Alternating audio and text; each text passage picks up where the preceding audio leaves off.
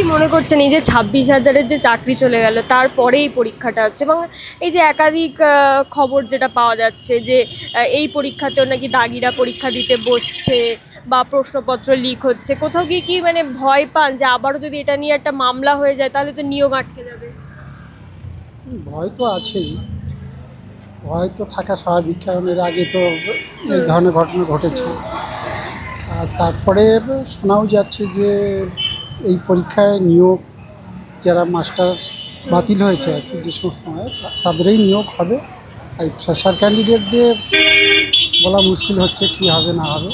এবং আপনার ছেলে তো ফ্রেশার্সই, তো সেক্ষেত্রে দাঁড়িয়ে তার মানে পরীক্ষা দেওয়াটা জাস্ট পরীক্ষা দেওয়া, কোনো আশা নেই? হ্যাঁ, পরীক্ষা দেওয়াটাই পরীক্ষা দেওয়া হচ্ছে আশা কিছু নেই, কারণ দীর্ঘদিন পরীক্ষা দিতে পারেনি, বিএডটাও করেছে কষ্ট করে, সেইটা পরীক্ষা না দিলে তো ঠিক সার্থক হয় না। তাই মানে এটা কি একটা জাস্ট মনের সন্তুষ্ট? হ্যাঁ, মনে সন্তুষ্ট আর একটু অভিজ্ঞতার জন্য পরীক্ষা। আর ছেলে কোনো চাকরি করে নাকি শুধু টিউশন পড়ায়? টিউশন পড়ায়, চাকরির ব্যবস্থাও হয়েও হচ্ছে না আর কি। সবই সরকারির জন্য চেষ্টা করছে। হ্যাঁ, তা আপনার ছেলের টিউশনে দিয়েই সংসার চলে নাকি? আপনি না, আমি তো চাষি, চাষবাস করি। চাষবাস করেন। তো আজকের এই আগের পরীক্ষাটা দিয়েছিল 7 তারিখের যে পরীক্ষা দিয়েছিল, সেটা কি এখানেই সিট পড়েছিল? কলেজে? কলেজে, সোনারপুর কলেজে? না, বারুইপুর কলেজ। তো আজকের কি বলবেন, এই যে সরকারি চাকরি বলে কিছু নেই, কিন্তু এই একটা পরীক্ষা হচ্ছে, মামলা হয়ে যাচ্ছে, তারপর আবার আটকে যাচ্ছে নিয়োগ, চাকরি চলে যাচ্ছে, সরকারি চাকরি পশ্চিমবঙ্গে তো নেই, তাই না? সরকারি চাকরি আছে আবার নেই, কারণ জটিলতা প্রচুর চাকরির মধ্যে। এই নিয়োগ ব্যবস্থা সঠিক না এবং 2 নম্বরীভাবে নিয়োগ হচ্ছে।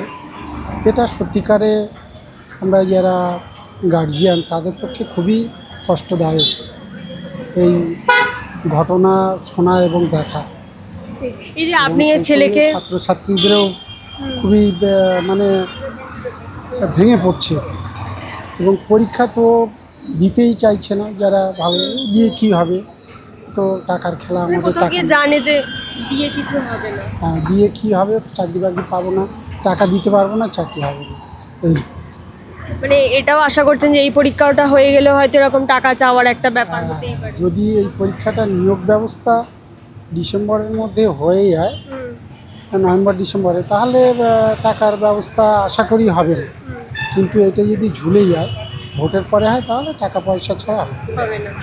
এই যে আপনি ছেলেকে এত বড় করলেন, চাষবাস করে ছেলেকে বড় করেছেন, বিএড করেছে, তো কোথাও গিয়ে সরকারি চাকরি এই আজ প্রথম পরীক্ষা দিচ্ছে এটা, এবং পাবে কিনা আপনি নিজেই বলছেন যে কোনো আশা নেই, তাহলে কোথাও গিয়ে এত যে সরকারি চাকরির জন্য বিএড করা, এত পড়াশোনা করা, সেগুলো তো তাহলে কোথাও গিয়ে ব্যর্থ। হ্যাঁ, সে ব্যর্থ। শুধু আমার ছেলে কেন, আরও অনেক ছেলে মেয়েদেরও এই অবস্থা, সবাইকারই এক। তার মানে এই সরকারি চাকরির জন্য পড়াটাও তো তাহলে আজকের কোথাও গিয়ে আর কোনো প্রয়োজনীয়তা নেই, তাই না? প্রয়োজনীয়তা নেই, তবে এই নিয়োগটা না হলে তখনই নিশ্চিতভাবে বলা যাবে যে প্রয়োজনীয়তা নেই। একটা অঘটন ঘটেছে, পরে যে আবার ঘটবে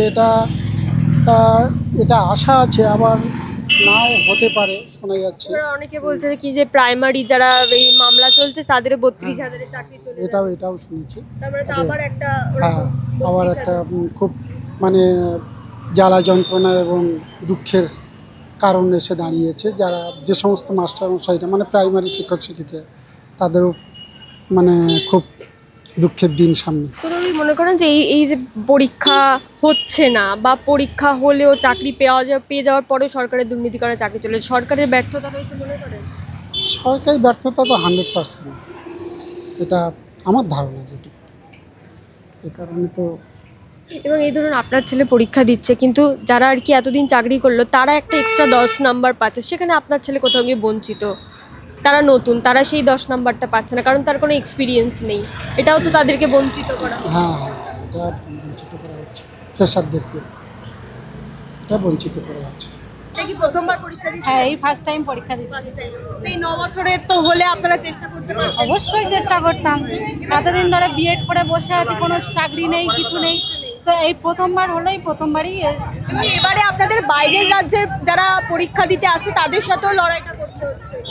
হ্যাঁ, তারাও দিচ্ছে আমাদের, অবশ্যই তাদের সাথে তো আমাদের লড়াইটা একটু টাফ আছে আর কি, ফ্রেশার্সদের জন্য, এই আর কি। এই যে 10 নাম্বারটা আপনাদের জন্য দেওয়া হচ্ছে না, তাদের জন্য দেওয়া হচ্ছে, কোথাও গিয়ে তো মানে এটা আপনারা কি মনে করছেন যে আপনারা এই 10 নাম্বারটা এটা সরকার ঠিক করেছে, কেন তো আমার কিছু বলার নেই, এটা সরকার ঠিক করেছে, আমি চাইলেও কিছু হবে না, যেটা প্রসেস সেই প্রসেসেই আমাকে এগোতে হবে, কিছু করার নেই। কি মনে করছেন, কোনো পরীক্ষা দিতে গিয়ে কোনো অনিয়ম দেখেছেন কোথাও? কোনো না, আপাতত আমি যেখানে পরীক্ষা দিচ্ছি এরকম কিছু দেখিনি। প্রশ্ন ঠিকঠাক ছিল? হ্যাঁ, প্রশ্ন ঠিকঠাক ছিল, প্রশ্ন ঠিকঠাকই ছিল। নিয়োগও কি এগোবে কি মনে হচ্ছে? নিয়োগ নিয়োগ এটা আমি তো বলতে পারছি না, আমরা আমাদের 100% দিয়েছি, জানি না নিয়োগ কি হবে। স্বচ্ছভাবে পরীক্ষা হচ্ছে, সেভাবে স্বচ্ছভাবে নিয়োগটা হওয়া উচিত। আর সেকেন্ড থিং ইজ দ্যাট যে আমরা যারা টিনেজ গ্রুপে যারা আছি বা পড়াশোনা শেখা হয় চাকরি করারই জন্য, তো এই 10 বছরের গ্যাপে অনেকটাই চাকরি অনেকেই পাই। তো এটা শুধুমাত্র not only West Bengal government, মানে টোটাল প্রত্যেকটা গভর্নমেন্টকেই দেখা উচিত যে আগে শিক্ষা ব্যবস্থাকে ঠিক করা উচিত। কারণ শিক্ষা ব্যবস্থার যা অবস্থা, যা মান, আমরা যেভাবে পড়াশোনা করেছি এখন তো পড়াশোনার হাল খুবই খারাপ।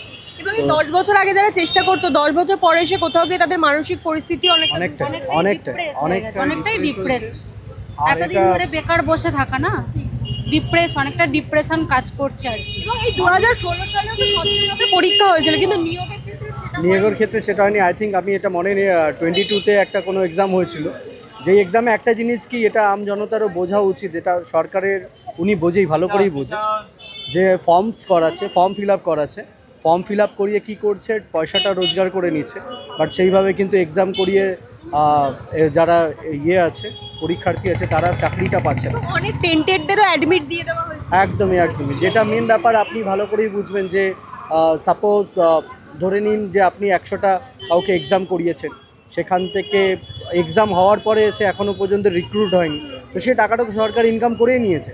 বাট সরকারের এটা ভাবা উচিত, এটা স্ট্রং মেসেজ আমাদের তরফ থেকে, যে এই টাকাটা না মানুষ রোজগার করে কামিয়ে তারপরে সরকারের হাতে দেয়, জাস্ট বিকজ অফ পয়সা পাওয়ার জন্য, যে একটা চাকরি পাওয়ার জন্য।